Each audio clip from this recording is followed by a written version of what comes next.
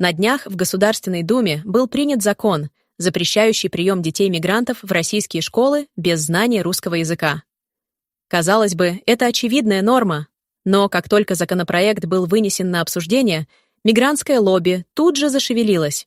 Закон, который должен был предотвратить допуск к обучению в школах детей, не владеющих русским языком, неожиданно вызвал резкое сопротивление в самом парламенте.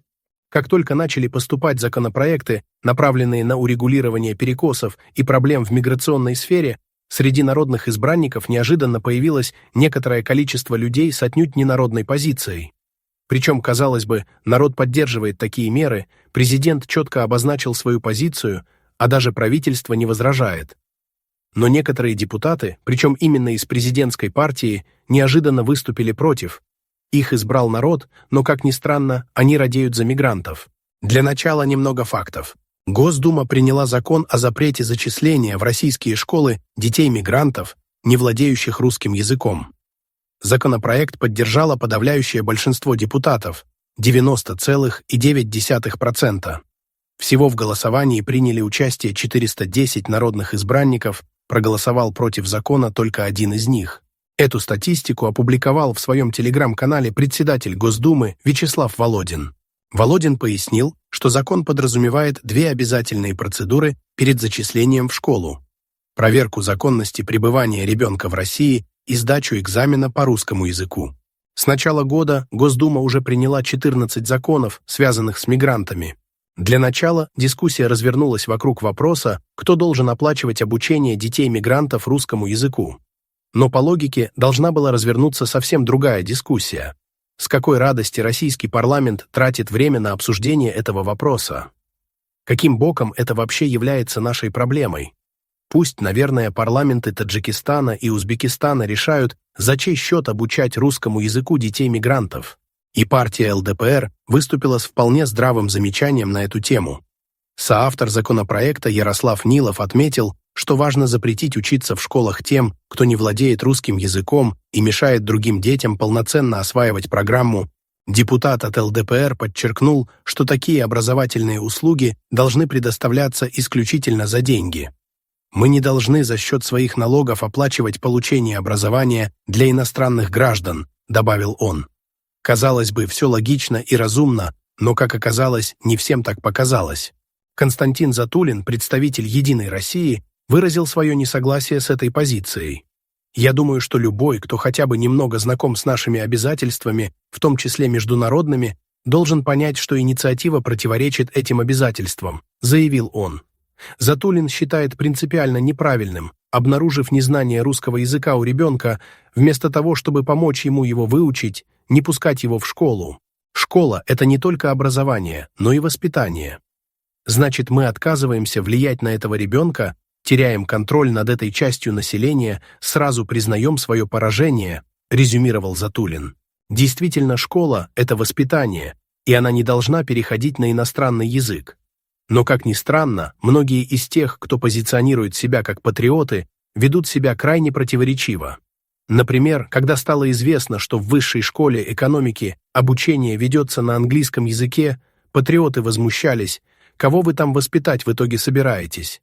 Но когда речь заходит о том, что в русских школах могут начать говорить на таджикском или другом иностранном языке, у них все вдруг становится нормально, и они даже поддерживают такие инициативы. На самом деле вся эта дискуссия – это попытка замылить главный вопрос. Зачем нам вообще нужны дети мигрантов в наших школах? С какой радости мы должны тратить свои ресурсы на их обучение, если у нас есть свои проблемы с образованием? Если есть какие-то международные соглашения, то их нужно пересмотреть или отменить.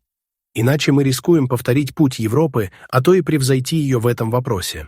Хотя, возможно, именно этого и добиваются некоторые силы, которые заинтересованы в изменении демографической и культурной картины страны.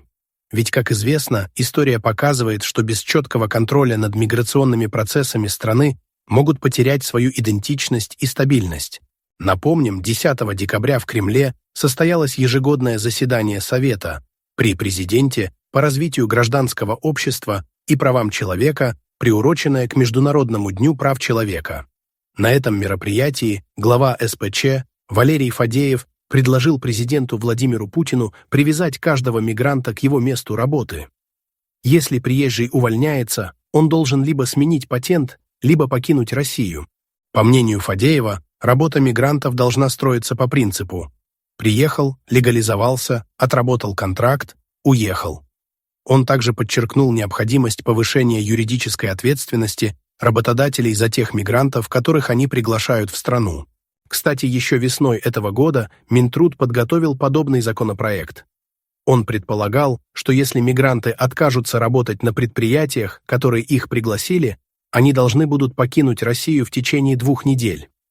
Для их пребывания в стране потребовался бы специальный документ, подтверждающий право на временную работу у конкретного работодателя.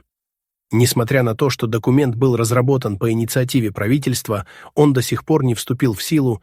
В ноябре с аналогичной инициативой выступил депутат Госдумы Михаил Матвеев, который предложил сделать трудовую миграцию целевой и вахтовой.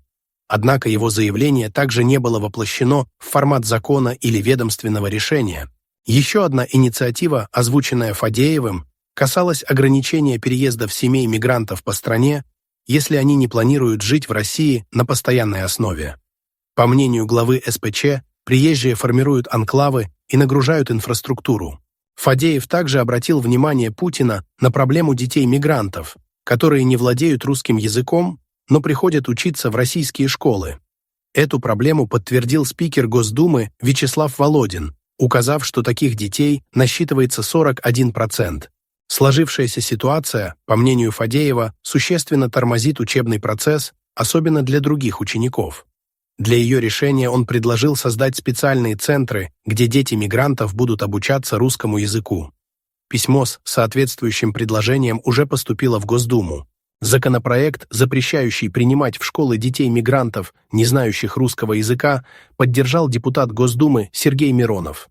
Он убежден, что качество образования страдает, когда в классе часть детей не понимает материала и преподавателю приходится уделять им приоритетное внимание.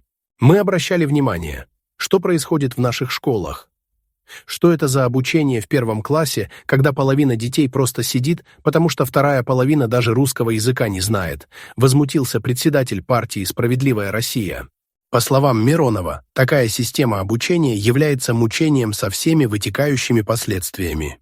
Именно по этой причине был инициирован экзамен на знание русского языка для поступающих в школу. Идею ужесточения миграционной политики депутат продвигал уже несколько лет.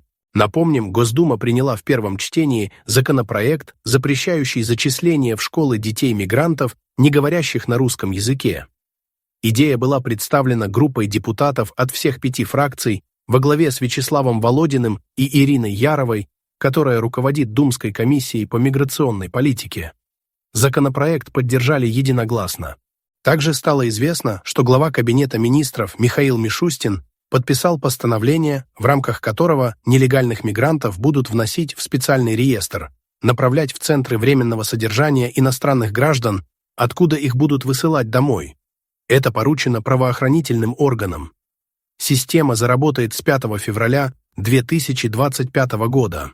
Попавшие в реестр мигранты не смогут юридически вступить в брак, приобрести недвижимость, открыть банковский счет, получить водительские права и так далее.